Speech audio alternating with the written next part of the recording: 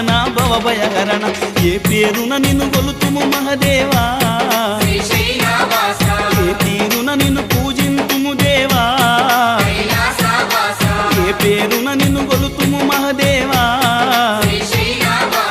ఏ తీరున నిన్ను పూజింతుము దేవా శ్రీశైలవాస